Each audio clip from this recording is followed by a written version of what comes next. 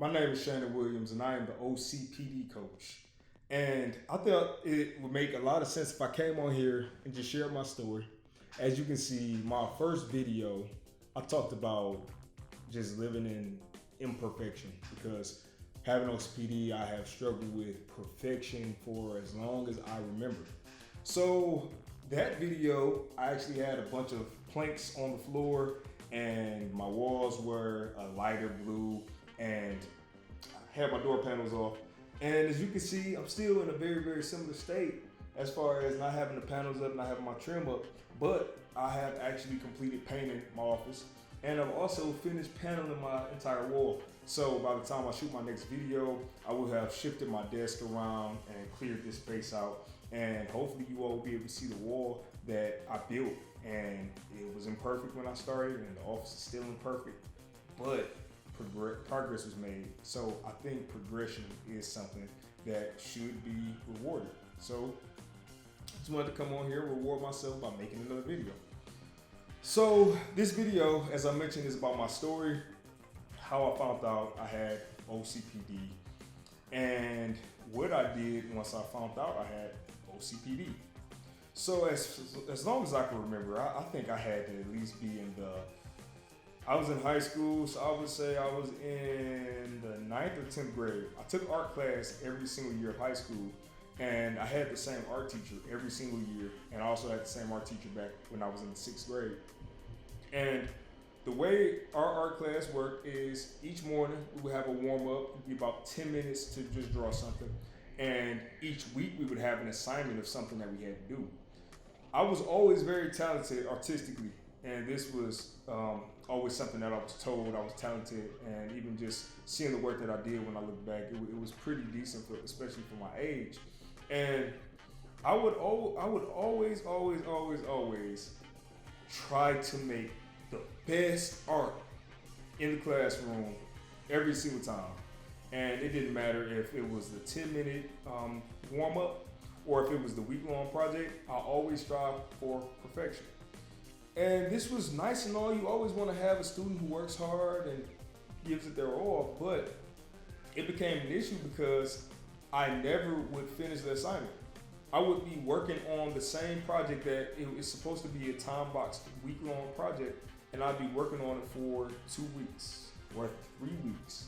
But my art teacher, I always thank God for my art teacher, and I actually just thanked him recently because of how gracious he was as a teacher for me, and he was the type of person I needed to make it to the level in life that I'm at now. But I actually used to have, he would talk to my mother during parent-teacher conferences, and he would tell her how I was the star student, star pupil, and I would never finish the assignments. But he would never fail me because of the level of detail that I would put into the assignments. It was just something that he just used to let it go on and say, okay, Shannon, this is the deadline. And I never was able to meet the deadline because it was never perfect to me. And when I was younger, I didn't see this as an issue. I thought, hey, I need to get it done in the perfect way. And other people, they do their assignments, they would do it in the time box and it wouldn't be great, but they'd be done and then they'd be moving on. And I'd be working on projects for weeks at a time trying to perfect it. And that is the earliest sign that I can remember that specific aspect of my OCPD actually biting me in the butt, or kind of biting me in the butt, because I still passed my classes, but it definitely was a struggle for me to finish assignments, and that was just something that I noticed as I got older was actually becoming an issue. As I mentioned, I had art classes for 4 years, and by the time I was in my 12th grade class, I wasn't even doing the normal homework assignments. I was doing assignments that were way beyond that, and I wanted to be the perfect student, so I tried my best to never get detention. I never wanted to get anything lower than a B.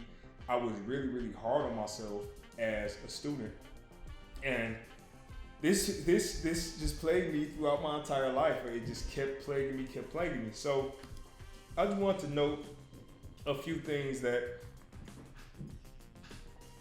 excuse me, it's as if when I talk too much, I have to take a deep breath, so give me a second. But yeah, I wanted to just notate a few other things that as I got older, I noticed about myself.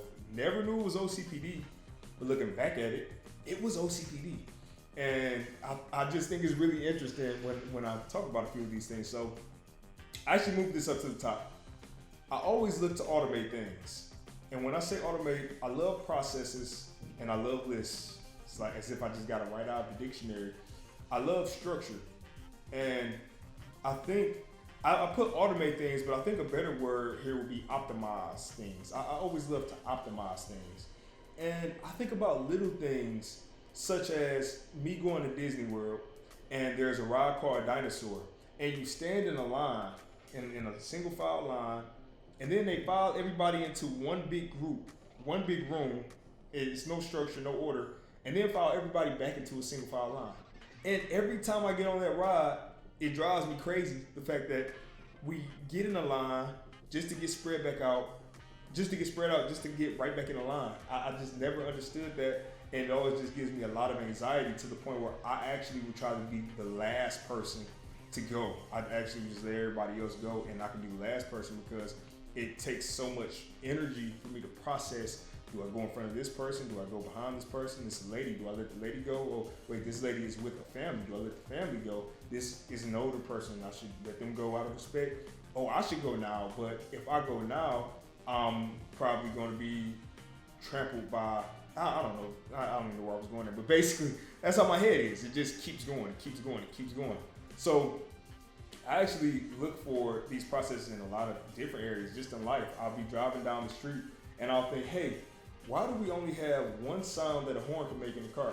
Why can it not communicate more efficiently? Why can't I say a friendly horn is, hey, go ahead? Or if I have an aggressive horn, it's like, hey, move out the way. And the horn actually talk or communicate, or we have some form of better communication to understand what a horn beep means, because horn beeps are just generic and you never know if it's to be aggressive, if it's to be generous, or if it's for alerting somebody that maybe their light is out. It just seems like an opportunity missed to optimize the process. So that's another area. Something else I mentioned, I always follow rules. So I hated getting detention. I never skipped school. I always showed up to class on time, if not early, as best as I could. I love being early. I hated being late, and I hated being the person who got there on time. I think it was when I was younger playing sports, my coach told me when I was playing basketball, he said, hey, if you are 15 minutes early, you're on time. If you're on time, you're late. So that was instilled in me young. And my fear of getting in trouble was instilled in me young. Very young, I used to get in trouble for if I messed up in 3rd or 4th grade, just doing dumb stuff. I'd get in trouble when it made sense for me to get in trouble. But I never wanted to get in trouble. Instead, what I didn't like the negative feedback that I would get, but I love the positive feedback. Positive feedback really, really drove me. So when I would get good grades and I would get money compensated or I'd get praised, I loved it. It felt so good that I wanted to continue. So then I started trying to keep straight A's, and keeping straight A's is something where it requires a lot of discipline and it can be very pressurous, but I started trying to keep straight A's from 6th grade up to the 8th grade, and then I kept all A's and B's in high school, and the pressure of trying to get a degree, a college degree, and getting a scholarship, all of that was in my head. So there were a lot of different aspects that really made me want to stick to following rules and made me want to not mess up, and that's what I put in here, just fear of messing up. Also, being a young black man born in Detroit, and a lot of people in that area or in that situation might grow up, and I was in a single parent home. A lot of people in a situation like that, the mothers are a little bit harder on the boys because they don't want them to grow up and be criminals or just do things that would make them not proud, make them shameful. So I didn't want to bring shame on my mother. I didn't want to bring shame on my family. So I had a lot of pressure on me just in that situation. So all of these things did coincide with each other, and it all formulated this OCPD in me. And I also believe my mother might suffer from some of it from her parents being strict. So it's really interesting when you go back and you start to kind of pull the layers back and say, hey, this kind of goes back to my childhood. This happened in my childhood, but I'm rambling and I do that a lot. So let me move on. Another thing was that I hated spending money on myself. Still to this day. I'm gonna make another video about this, but Yesterday, my wife, I've been telling her I wanted a PlayStation 5. I wanted the Spider-Man game because Spider-Man is the only game I love to play on any console. And I wanted to get a PlayStation 5, but I didn't want to spend money on myself. It's a $500 console plus the game, and I didn't want to spend it on myself. Yet, I was willing to give that money. I'm not going to say exactly how much, but give a good amount of money to some friends, some church friends, some people that we just run into, just helping people weeks ago. And it was so much. It was so much more fulfilling. Me giving money to other people feels good. Me spending money on myself feels dirty. And I'm not 100% sure. That's another thing. When I was young, I was told where there's waste, there's haste. And when I would get money, I'd be told, don't spend all your money, keep your money, which is a good principle. But with OCPD, what I noticed is that a lot of us, we turn the intensity up on a lot of these things and make them much more severe or much more, I think that was the word, much more intense. They're just intense. And I took saving money to mean if I don't want to be homeless, if I don't want to, when I'm old, have to depend on my children, if I don't want to be in a certain situation and I want to be able to continue to provide for my family, I actually need to not spend money on myself. And I've been able to have the delayed gratification for a long time. I have had a blessed life, and I continue to say I'm a very blessed individual, and God has continued to just provide and look after my family and myself and give me grace in life. And one of the things that I think is interesting is the fact that if I want something, I can talk myself out of not wanting it. It's really interesting. So the fact that I wanted the PlayStation 5 so bad, I knew I didn't want to spend the money on it. I talked myself out of wanting it. I was like, it's all right. It's just a video game, or video game isn't worth it. I'll play it for 2 days and throw it out, or I can spend that money on renovating my upstairs, and that's more important. Maybe I can help get my mortgage, something knocked off my mortgage. I instantly just start trying to convince myself not to enjoy money or spending money on myself, and it's really, really interesting. And I still deal with this, but I have now started developing different mechanisms to help me with this. And also my wife being an amazing support system, she helps me through this. But yeah, I deal with that. So I hate spending money on myself, and I actually have one that ties into spending money on myself, which is I put on here, I wore old beat up clothes without caring. And this is interesting. So I actually can go without buying clothes for an entire year. Like at least an entire year, because I never think clothes are that important. So I used to wear a lot of just white plain t-shirts, and I would wear them. They would be clean. I would always wash them. But as you know, shirts get stained and they just don't look as crisp, as fresh. And I just wear basketball shorts and flip-flops every single day. And I had a good job. I had a job that was paying me enough to live in a decent apartment when I was in Michigan, and I had different benefits, but it really made it where I thought in my head, I don't need to buy clothes. I don't need to buy any of this stuff. And you don't always need to buy clothes, but when it gets to the point where you can afford to upgrade your clothes, and I'm not saying name brand, like this shirt, this is a Target shirt, I love it. But I'm saying that you can buy clothes that do look good and make you feel good. I definitely think you should make sure you have clothes available that you can feel good in and just go on. So that's something that, again, my wife has been helping me work through, but I also have some strategies on this because this goes all the way back to the hoarding of money. That's really what it is. We hate spending money on ourselves, and I thought it was just hoarding money for in case we need it, but I'm able to give to people, so I'm not sure if that's more of the religion side of me that kind of combats the OCPD side of me there, but it's really interesting that we hoard money for emergencies. We hoard old clothes. The fact that I still have those clothes because I'm like, hey, I'm using them, or I might need them in the future. Let me just keep them. Now it becomes more dangerous because with me doing renovations on my home, like, hey, I can keep these old beat up shoes, this old beat up shirt, because I'm just gonna use it to renovate. And I'll throw those clothes on, and then I wind up throwing something different on anyways. And those clothes, I don't even know they exist anymore. So it's really something you have to be mindful of. And what I wanted to work on in my OCPD rule book I'm working on is I want to add something along the lines of making items a rotating door. So when you bring an item in, you try to get rid of something old that you're not using anymore. based on how many items you have like 5 items you might not have to do, but if you have X amount of items and you just have things that haven't been worn or aren't getting used, get rid of stuff when you bring new stuff in. I think that'll help you keep your home from getting cluttered, and it'll also help you not only stay, as I mentioned, feeling good, feeling clean, but also make it where you don't even have the temptation to have on old clothes, old worn out clothes, or old things that don't work, because you have new things to wear. So that's something I added as well.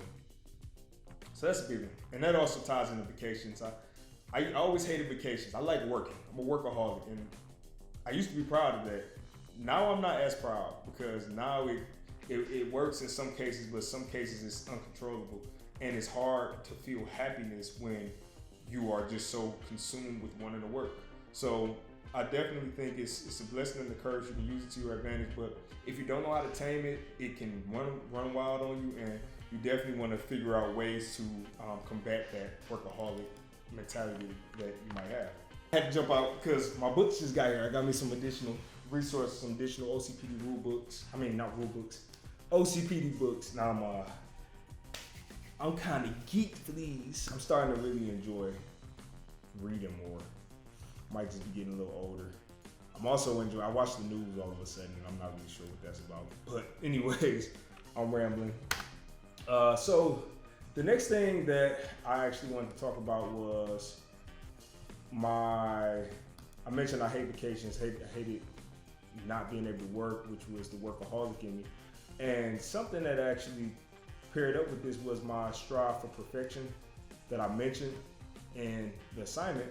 And that was good, to strive for perfection or strive for excellence. That's what you should do, is strive for excellence. But I actually had it where I could not stop working on homework assignments until they were perfect. I would never submit it. And then it became more of an issue with work when I would be working on games, because I was a game developer. I would spend years working on games and never release them, or months working on games and never release them, and spend money on them and never release them.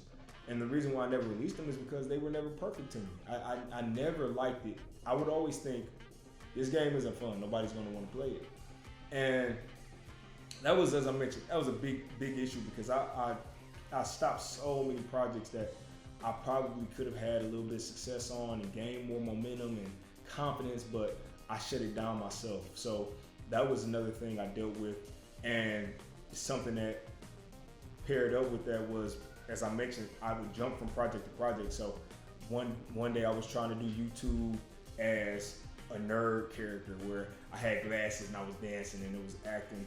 I had another thing where I was Scrappy D Hype and I was just a YouTube personality like everyone else who vlogged, and I did reaction videos and things like that. I did skits, and then that didn't work out too well. After a while I didn't like it, so I started doing other things, like I mentioned, video games, and I did a channel where I was playing horror games because I was interested in it at the time, but it was too much maintenance and I didn't see it going anywhere. And that's another thing that I have on here that paired up with it was I actually would compare myself to people who were at the highest level of a field, which is insane. And I hope if you're listening to this and you do this, I want you to really pay close attention to this. I'm gonna take a breath before I say this because it's gonna get you. So think about million and billion dollar companies, corporations like Disney, Twitter, X, Facebook, Sony, Microsoft. These are some companies that have hundreds, if not thousands, of people. So not just engineers, but all of the different people in the team that are working to hit a goal or release a project or a product. And on top of that, they have all of the money I mentioned, and they have budgets for marketing the item or doing research for the audience for the item, or testing the item out and putting it out in front of people, or just paying the best people in the field to do a job, paying for servers, paying for different technology, different softwares. These companies are these huge companies, and they have these huge teams and all of these resources. Yet, I will compare my work to their work because I don't know, it might have been ego because I would think, I will look at something and say, I could build that. And I would have an expectation of what it's going to look like in my head, and it would look so amazing. And I had all the bells and whistles and everything. It was better than that $1 Million Companies project they made, plus some, because I had new ideas on things that they should have done better. And by the time I worked on it for about 5 months to a year, I started realizing this is a lot harder than it seems. And there's no way that this is going to be comparable to these different industry giants that I'm trying to compare myself to. And even with something like YouTube, where people can just hit YouTube instantly and hit millions of followers, get lucky or get really, really skilled or have a niche audience that is just amazing. But I actually would have the expectation that I'm going to make a YouTube video and my channel is going to blow up by next week. And that would be realistically in my head and planning in my head. And I think that ties into another OCPD thing we have that I've been observing with individuals is that our expectations are unrealistic, and most of the time they're unachievable. And the third one that I have is a lot of times they are undefined. And when I say undefined, I mean that we have a general idea for how something should be or how we think we want something to go exactly as planned. And we might not have all of the exact criteria that needs to be hit to get to that goal, which then makes it hard once we want to delegate it to someone to do it for us. We don't even know how to put into words what we actually want. This is it's just hitting me right now. That's been an issue that I've had with delegating. I'm transitioning over to this now, but delegation has always been something that I had a hard time with, and I would always try it. I would always try to delegate. I would always try to have people come in and I pay them what I could or spend time with them, but they would either, a lot of times they wouldn't want to work with me back then. It might have been because I wasn't paying them enough. I didn't have much, but might have been because I wasn't paying them enough. But I think a lot of times people didn't want to work with me because I didn't know what I wanted.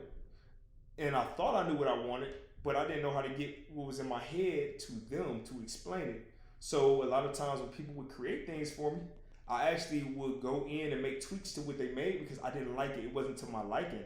And it's really, really interesting. This is really interesting to me because then you get in the habit of doing that so often that you convince yourself that I might as well not delegate. I might as well do it myself if I'm going to have to go after somebody and do it myself anyways. You start to really get that unhealthy mindset going, and that's crazy. I used to do this in school. We would have school assignments, and I would volunteer to do the entire project by myself because it was just easier to me. I knew what I needed. I had a vision, and I could get somewhat there. And it never would come out exactly how I wanted because that time box, but I would be proud of my work, and it would be something creative and unique and cool, or it'd be something that was very detailed or very, a lot of hard work, and we would normally get a good grade and people would enjoy it. So I started embracing that more and more, and I just kept doing it, kept doing it. And it's just now hitting me how unhealthy that was doing it as a young student, and how that impacts me, how that possibly impacted me in my adulthood when I tried to work with people. And I've had times where I've worked with people, but it's only been if I trusted that person 100%. And the way I would trust the person 100% is that they knew they had more knowledge than me, and they had more experience, and they were better than me.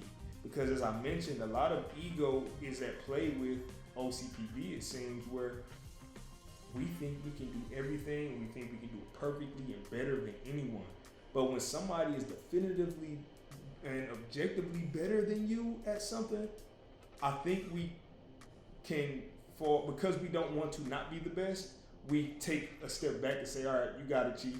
And I think that's what happens, because I have had coworkers where they were amazing at art, And as much as I love to do art, I was like, hey, I won't do a better job than you will. So you got it, and you own it.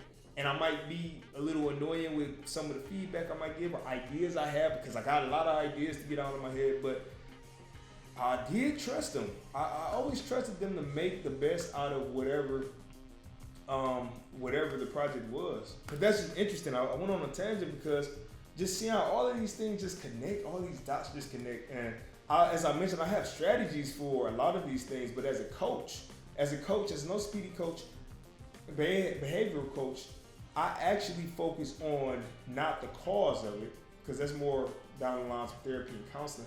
I actually try to figure out what can we do now that we have the issues, and now that we know what your goals are, how can we help you hit these goals? What does that take? So I don't take the time to really dig in and say what caused this and what was the trajectory of your life had you, what would have been if you had done this different. I don't do that as much.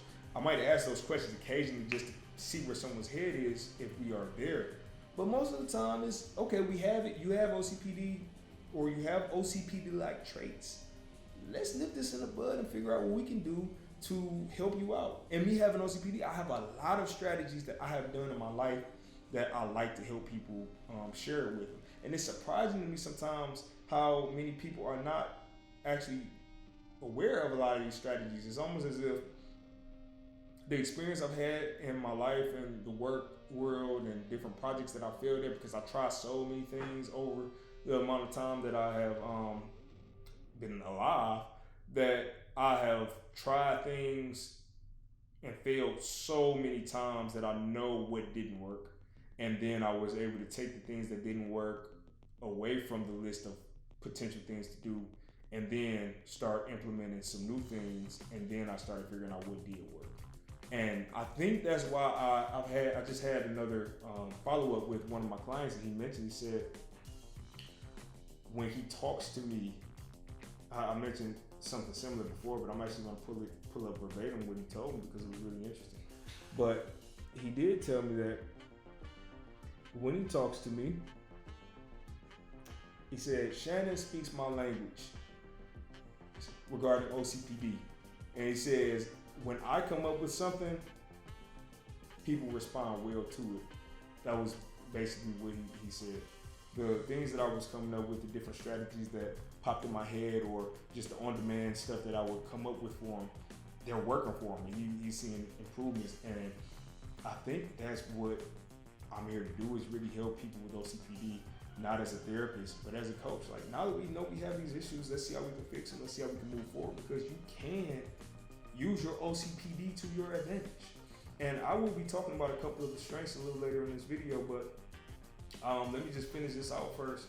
So another thing that I actually had, as I mentioned, from jumping from project to project to project, was I had highly doubted my decisions. Like, my indecision was horrible. I wouldn't know what the best thing to work on was. And even when I started coaching, this is when I really improved on my spiritual walk. But when I started coaching, I was really confused because I was in the midst of two projects that I thought were the ones. Like, I spent money, I spent time.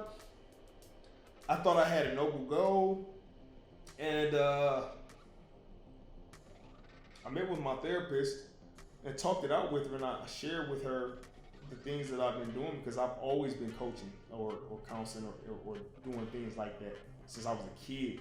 I was always the person who, when my friend would be disrespectful to the mother, I would pull him to the side. This is like 8-year-old me, and I tell him, dude, you can't talk to your mom like that. You know, don't talk to your mother like that. Don't, because she was a good mother. I told him. And my brothers, I would always, their mother would call me and ask if I could talk to them. So I've always been in the counseling or a mentor or teaching. I'll say that. That's a better word. I've always been in the teaching mindset, state of mind, whatever you want to call it, to help individuals. And when I talked to my therapist about some of the things that I've been doing when I went back to visit family, she was actually the one who recommended me going to coaching.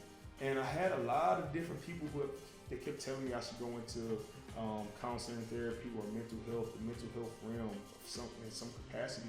And I never knew where I would fit. And even when she told me I would be a coach, she didn't say OCPD coach, she said coach.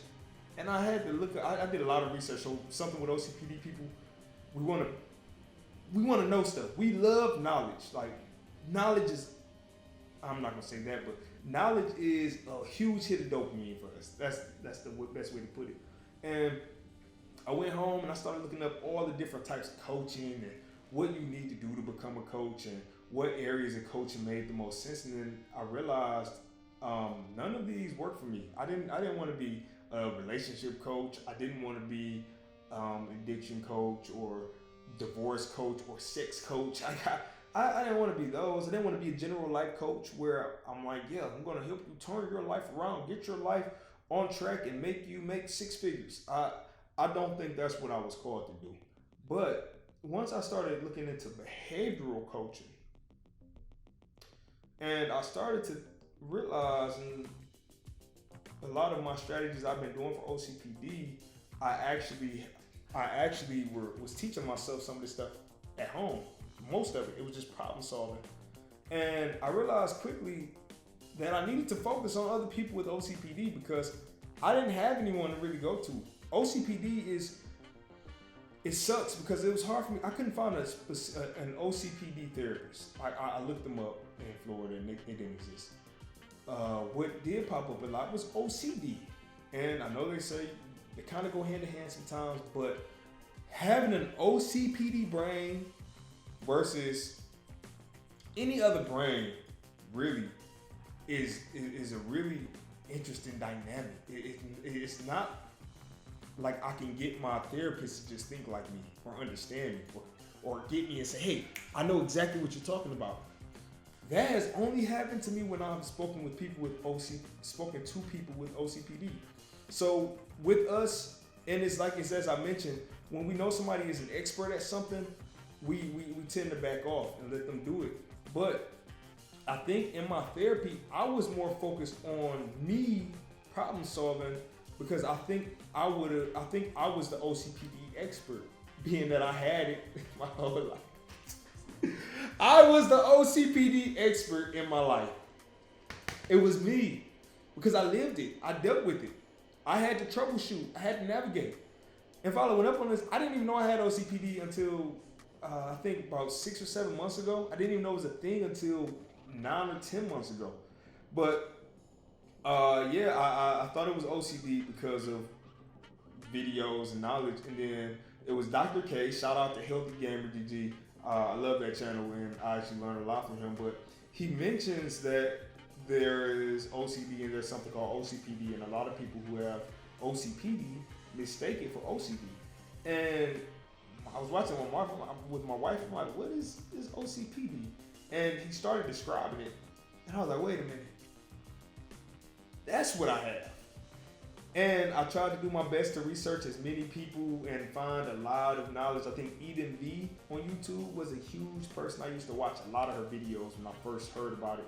And I also think she's the one who got me into the OCPD support group. I think she was the one who mentioned it possibly on Facebook. But whatever the case, that's when it started clicking, like, I think I have this. And I started, when I saw the traits, one thing about people with OCPD, and this is one of our strengths, we are problem solvers. Once we know what the problem is, we try our best to come up with rules, strategies, processes, anything we can to solve and fix the problem. And that is exactly what I did. Once I found out it was OCPD, or I believe it was OCPD, I started looking at every single trait that I had, and mainly the ones related to productivity, because that was the biggest issue that I was struggling in, it seemed like, which links back to perfectionism. But all of that was what I wanted to focus on, and I started doing different strategies, such as I started using project management tools that are used in industries like big companies like JIRA. So I used JIRA and actually started making my life an organized 2-week sprint where I would put tasks of things I want to work on, and every single idea I had, I would document it, and I would create all these different projects in JIRA so I knew what project I wanted to work on at any point in time. I would create what you call a backlog, which is just a list of things that you need to do at some point. You don't know when you'll do them. And then I created multiple sprints, and I actually started putting my work into the sprints. And that was helping me with staying organized. Then ChatGPT popped up and came out the blue, and it was as if I had another brain to bounce ideas off of whenever I had an idea, which is something that with having OCPD, we have, as I mentioned, horrible indecision. We are really hard with making decisions because for me, you never want to make the wrong decision. So I think we fear shame. I think that's what it is. I think I fear shame. And if I make the wrong decision and all these different things cascade into negative side effects, I will have shame in my decision. So we always try to make the best decision or make the most optimized or efficient decision for our life so that we can have great results. So that indecision that I suffer from, I actually started taking it to ChatGPT and saying, hey, this is an idea I have. What do you think? I would literally write the idea out and say, what do you think? And the AI software would reply back to me with what it thought, and I would say, what would you do to make it better? And it would give me ideas to make it better. And I would keep pushing it, and keep molding and shaping it to the point where it really seemed like this AI was the expert, I was the consultant, and we were collaborating to make something unique, something cool, something useful. You could tell it to do a market audience, target audience for the work that you're doing. And I had to do target audience. I said, is the demand for this idea there?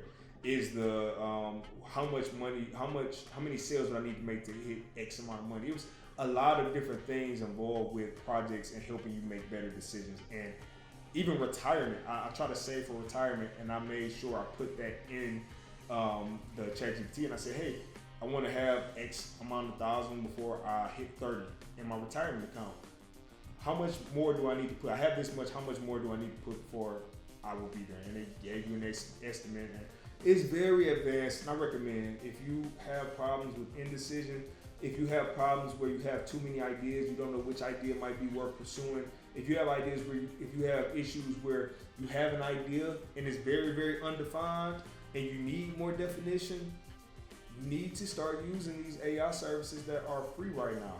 Start using them now while they are free and maximize them, because what it'll do is help you, like it did for me, help build your confidence up. And as your confidence grows, you start being able to take on bigger tasks and accomplish more, and you have more happiness just in life because you're confident. And that's something that I definitely recommend all people who are dealing with these issues. You need to do it. Just try to make yourself happy and try to see where you can use tools that are available to you for your benefit. And we suck at delegating a lot of times, but delegating to an artificial intelligent system that knows much more than we ever will know was the perfect person to delegate for me. And then I mentioned it's free. So again, I recommend it. I might put the link in the bio, actually. Yeah, I will. Not in the bio. I'll put the link in the description for you all for ChatGPT and also JIRA. Just some resources, as I mentioned, just some things that have helped me out. So yeah, that was imposter syndrome. And actually, it wasn't imposter syndrome. Now I'm talking about imposter syndrome. So that leads me to my next area, which is imposter syndrome. I actually dealt with this a lot, especially based on our decision making, where you never think you're making the right decision, but I never felt qualified to do anything. And it's ironic, I'm gonna try to stay on this point, but I think I was on an entire different track when I started talking about ChatGPT, JIRA, becoming a coach. I was talking about something completely different. And I have no idea what it is, but it's okay. Whatever it is, if it's important, I'm making another video. So y'all bear with me. I literally went to sleep at 3 o'clock in the morning yesterday and got back up at 7 this morning for church because I was trying to get this done. So yeah, my apologies. I think I was talking about us being problem solvers though. But yeah, we are problem solvers. We try to solve problems and we'll figure things out. But let me get back to the imposter syndrome. So yeah, I've never felt qualified for jobs that I've had. And I think it all comes down to the perfectionism, because I'm holding myself to an unrealistic and undefined standard. And this is crazy that undefined thing that I mentioned when I talked about expectations, that undefined issue is really crazy when you think, like, I'm really trying to focus on helping my clients who suffer from perfectionism issues. I'm really trying to help them deal with their expectations that they have in life in two ways. I want them to look at what they believe. So I'm actually going on two different topics, but let me focus on the expectation. So delegation, as I mentioned, is very hard for us because of our expectation issues. But what I recommend doing is if you want to delegate something and you want to try to get back into delegating things to people and you trust the people that you're delegating things to, and you don't want to be a micromanager or somebody who comes in and just redoes everything, you should create two lists. So first of all, you want to understand what you're actually asking the person to do, right? We need to know what we're asking the person to do clearly so that we can tell the person what it is. So let's say if it is, I want my son to clean the kitchen. So if I want my son to clean the kitchen, what I recommend you do, and I'm actually going to, I think I'm going to share my screen for a second, so bear with me. I think I am going to share my screen and give an example of just what I'm talking about, right? So let's go here and we will say, give me a second. I want you all to play some Jeopardy music in your head while you wait.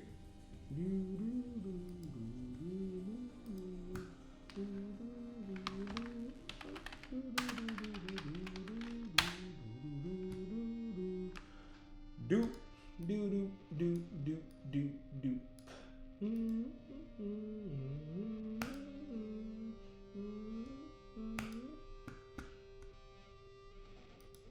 All right. Here we go. So let me just go ahead and pull up. Oh, wait a minute. I apologize.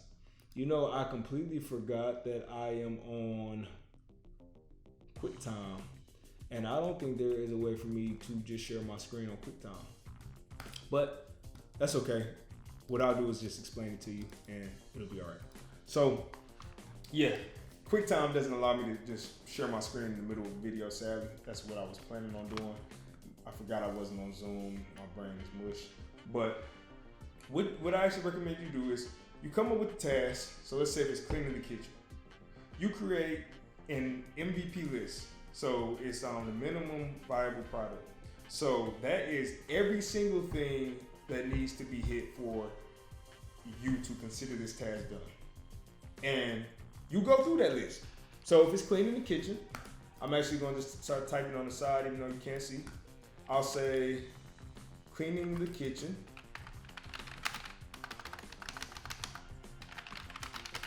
And the MVP for cleaning the kitchen would be dishes are washed, stove is wiped, floor is swept and mopped, right? That's my MVP. Then I want you to create another list, and this list will be your expectations. So in this case, I actually think that the expectations will be nice to haves, right? So we'll make another list, and this will be expectations or nice to haves. And these should be two lists. Don't cheat yourself and make this one list of both of the same thing. Nice to haves. So nice to haves would be, we would say, windows are wiped. We will say dishwasher is empty, and we will say sink is 100% dry. We'll add one more. We'll say that no dishes are visible. And you all can't see this, but I have two lists here. Now, with somebody with OCPD, in our head, if we have not written a lot of this stuff out, in our head, our expectation for what somebody is going to do would actually be what I have the nice to haves. Crazy, right? Our expectation for me a lot of times is the nice to haves. I expect the MVPs should be automatic. The dishes should be washed, the stove should be wiped, the floor should be swept and mopped. But in my head, I also think that the windows should be wiped, the dishwasher is empty, sink is 100% dry, and no dishes are visible. It should be as if nobody lived there. I think a lot of us suffer from the fact that we don't know how to actually put our requests or expectations into words. So when I would say, could you clean the kitchen for me? We are already on two different channels or wavelengths, because you're thinking, okay, I'm doing the MVP.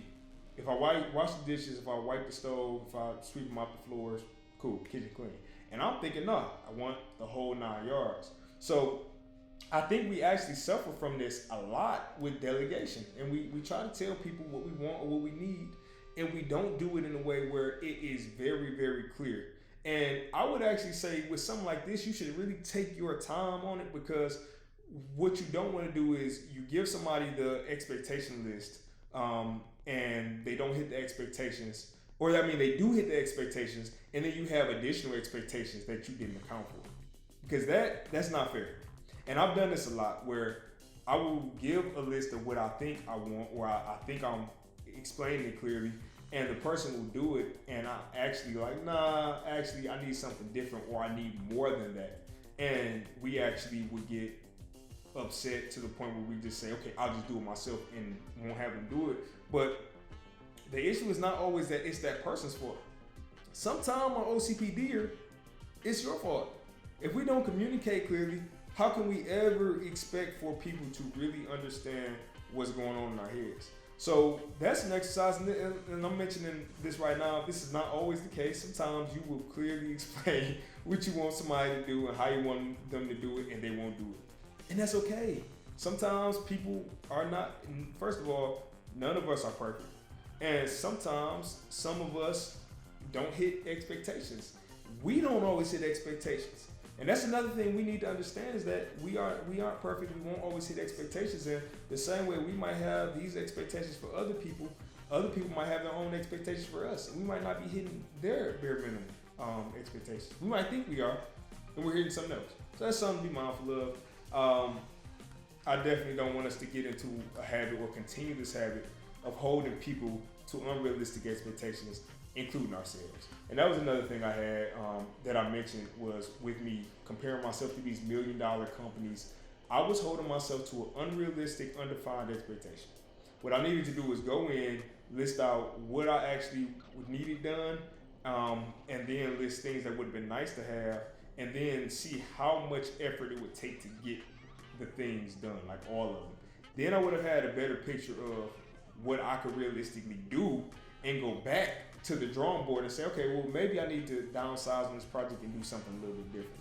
So that was an exercise. Another thing I would recommend with this exercise, I just came up with this, but if you do ask somebody, if you do delegate it to somebody, also go back after they're done and see if they hit the MVP, and see if they hit the expectation. If you only give them the MVP and they hit it, I think you should definitely congratulate them and say, thank you for doing what I asked, or what I needed from you, and continue trying to work on giving those expectations clear. If they go above and beyond and do your nice to haves, or as I like to call it, our expectations, you should really, really, really, really be appreciative. And try not to find areas to critique and try to give all this feedback and all this. Try to just really appreciate it, because they didn't have to go that far. They didn't have to go and meet your expectations. And I think a lot of times we get in the habit of thinking that we are entitled to people having to meet our expectations. And we are not. We aren't entitled to that. People doing the MVP is more than enough. I honestly think that. So I think we need to just work on making sure our expectations are realistic. See if people are hitting our expectations. If people are hitting our expectations, be gracious. And when we are gracious and we continue these habits, I think we'll have better communication skills when it comes to delegation. But I also think we'll get more confident, because we'll say, I'm starting to see, once I give you a task and I'm clearly explaining it, you're able to hit the nail right on the head. Because OCPD people, we are really, really rigid with a lot of these. If we set rules and we set expectations and we set boundaries, we want them to be hit. but we can't do it to the point where it's impacting our relationships negatively. We can't. It's not fair to anybody. It's not fair to the person you're doing it to, and as I mentioned, it's not fair to yourself. I've been talking about that for a long time though, and I need to just make a separate video about all of these topics because I have a lot of thoughts and strategies to help out with it. But yeah, I mentioned imposter syndrome being a big thing, and as I mentioned, I'm a software engineer now. I've been a software engineer for 3 years, and I slipped into this role. I was not a software engineer. I was a video game developer. Self-taught, by the way. I self-taught myself everything that I know for the most part. I just spend a lot of time researching, which is at college, that's really what's happening. Like you have a professor up there, the professor teaches you stuff, and most of the time you have to go back home and research more on the topic, and then you have to do tests or assessments to gauge your knowledge and see if you actually retained it. I'm the type of person where I go do my own research, and the way I test things is through application. So I'll actually take what I learned and try it out and see if it works, see if it doesn't. And that's the only way I've ever really been able to learn. I'm a kinesthetic learner. I have to get my hands in there. So with the imposter syndrome, I slipped into a software engineer position by mistake. I actually was working at Disney World. COVID happened, everything got shut down, and I lost that job as a game developer. And somebody put in a great word for me for an internship for being a software engineer. And I'm very transparent. I told the team, I said, hey, I've never been a software engineer, but I'm a learner. And if you have a task that you need done, I figure out how to get it accomplished. And they gave me a shot. You know, as I mentioned, very blessed. They gave me a shot, and I learned on the job. A lot of it I learned on the job and learned at home, applying different techniques, trying different things. And it actually gave me a lot of imposter syndrome. Even I think I'm just now starting to get out of it this past year. But the first 2 years, it was a lot because the work we were doing, we were actually supporting other developers. So I'm trying to make sure I'm meeting their expectations while meeting my team's expectations while not being too hard on myself. And I know I don't have a lot of knowledge, but once I started understanding what my superpower was, because this is another thing I have on here, and actually it's my last bullet point for things that I had that made me realize I had OCPD, but compliments. I would always get compliments. No matter where I was working or what I was working on, I would get compliments. People would like things, and they never felt legit. It always seemed like people were, what is the word I'm looking for? You know the word I'm looking for, but there's a word for when people just don't really tell you the truth and they just give you a compliment to blow smoke up your butt. And I used to think that was happening. I used to think people are only saying this because I'm a black person in this realm, or people are only saying this, but da-da-da. I will always discredit my positive feedback that I would receive. And I would obsess over the negative feedback. I hate criticism to this day. It's something that really, it gets to me where I have to go in my brain and say, hey, chill out. And I'm still working on that. But I definitely think that I never thought compliments were legit. And it wasn't until I started reaching out to my leaders and my directors, and I would ask them, just honest opinion. How am I doing? Am I hitting the goals that you want me to hit? Am I where you expect me to be? And they would say, yeah. But it was when I started asking, why did you hire me? Why did you want me on the team? What is my role? What do I do to help the team? And most of them would tell me, you are scrappy. I got the term, you are scrappy one time. And he said, you figure things out. And it's always it's always room on the team for somebody who figures stuff out and proactively figures stuff out without us always having to ask them to figure it out. And I got that again and again and again. So I started to realize my role, which was I need to be the person who problem solves.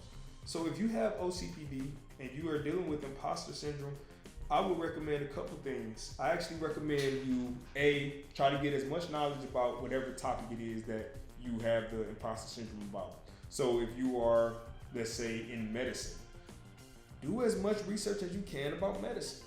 Just watch interviews of people talking about what it's like in medicine, the different forms of medicine, Google medicine, read books, do whatever you have to do. Work with ChatGPT.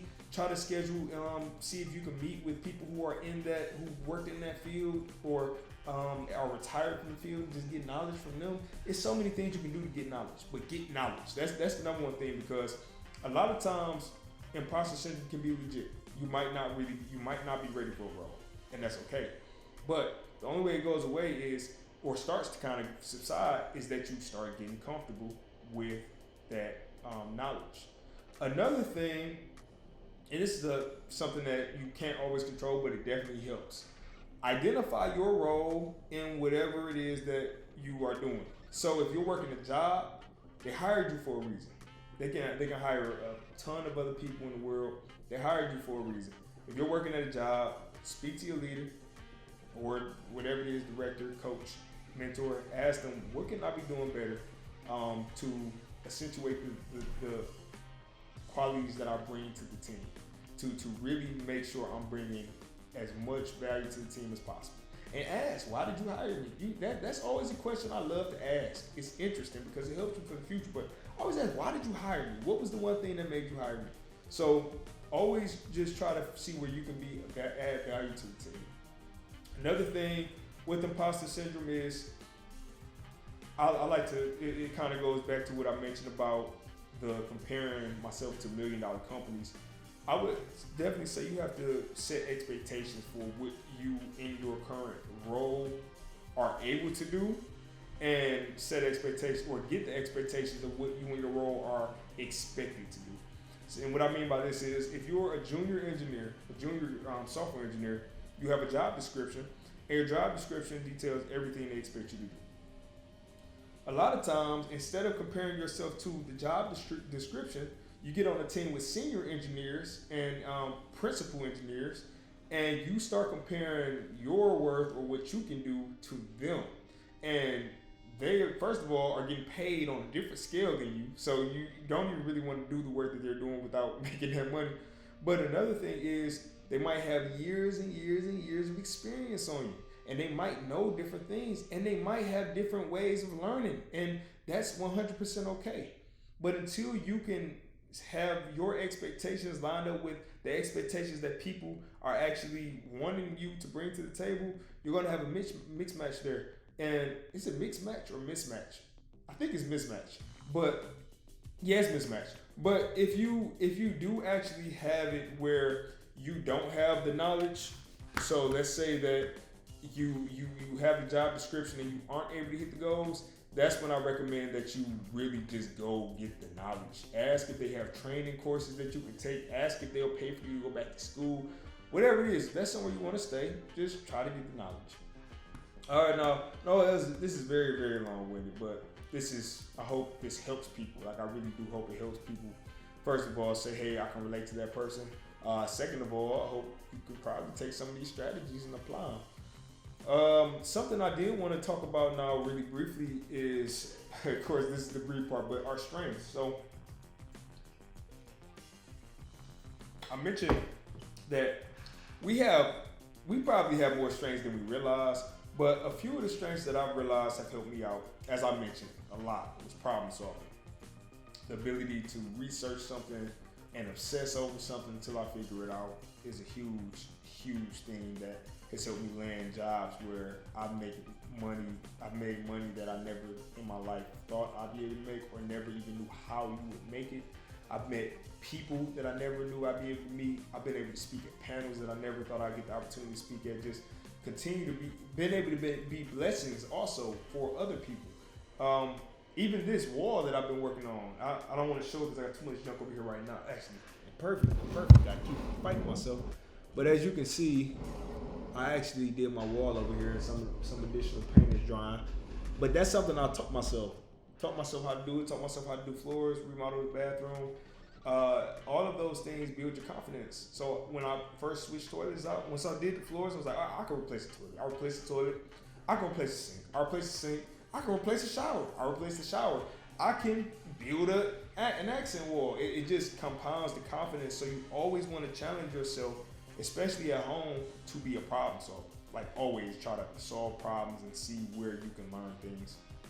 Another thing I have is hard working. Like, we are very, very hard working to the point sometimes where we overwork ourselves and burn out. And that's not what you want to do. This is very interesting to even give feedback here on how you can use it as a strength, because hard work in itself is just a positive trait. But I think you just need to build structure. I think that's what's helped me. When I say build structure, using tools like JIRA, where I have project management, where I can see every task that I'm working on at any point in time. I can go in and I can say, hey, this is what I want to work on in 2 weeks, 2 weeks from now. Having everything visible allows me to see how much work I have coming down the pipeline, but also allows me to see how much work I've done. In addition to this, I think, so that's something that helps you structure your work, like just structure the work you need to do. On top of this, I think having some form of daily cadence or weekly cadence or something where you actually spend time just with yourself, enjoying your family. So what I've started adopting is every Sunday we go to church now. So that we know I'm not working. I'm there, with my family, with God. And then every other Saturday, if not every Saturday, but every other Saturday, we go do something as a family. So if that's just going out to eat, if that's going to an amusement park, if that's going to the park, or just going to Target, just going to Home Depot, or whatever it is, we just try to get out. I did a workshop with my son at Home Depot a couple weeks ago where he got to build a wooden airplane. So it's always something that you can do is just try to build time in for you to just have relaxation time, because we always want to work on stuff. Like all the time we want to keep working, and you burn yourself out, and then you stop enjoying life, and then you start getting frugal with money because you don't want to spend it because you work so hard to get it. It's just a cycle that just does not stop. So since the cycle doesn't stop, you need to try to interject things into that cycle that disrupt the work, that allow you to be at peace. So technically this is work for me because this is for the OCPD Coach YouTube channel. But because I'm venting and I'm talking and I'm really just enjoying myself, it's less work for me and it's more fun. But after I'm done with this, I'm gonna have real fun because I'm gonna open that PlayStation 5 up and play Spider-Man since I'm done with my coaching sessions today and my clients are all doing well, and I'll have my phone open if they need. But you have to build that time in for yourself. Another strength is that we are very, very, very organized people, and sometimes this can be a fault where we are over-organized and we have too many levels into documents and folders, and we just do a lot. We do a lot. OCPD people do the most. I'm not gonna lie to you. But what I recommend here is create a structure around your organization to really maximize this. So if you are going to be a person where I like to put things in what I call buckets, but they're really just categories or areas, topics, a bunch of different words you use, but I use the word buckets. And when I have bookmarks, for instance, I used to have 90 tabs open on my phone all the time, and I had to keep going in and closing them. Or I had bookmarks and I had 300 bookmarks, so it would only show 5 bookmarks and the rest you wouldn't see. And then I went in when I got a new computer. Something about getting new technology, you just want to get your life together and you're like, this is the one, I'm going to keep everything organized.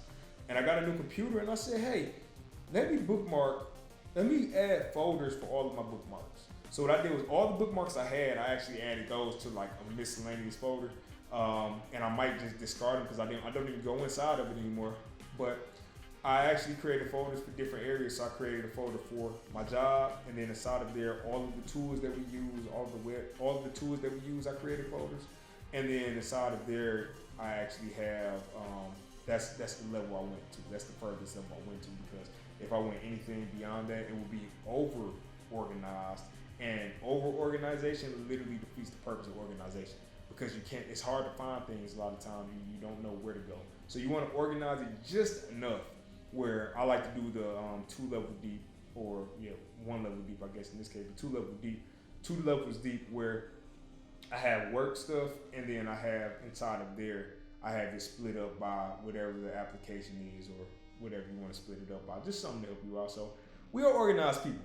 We are good. We can set budgets, We can set schedules, we can set rules, we can keep things organized, but we can only maximize this if we reel it in, we know when to stop, how far to go, and we don't overload ourselves, because we always overload ourselves too. I load a lot of stuff on my plate, and it's just something about pride.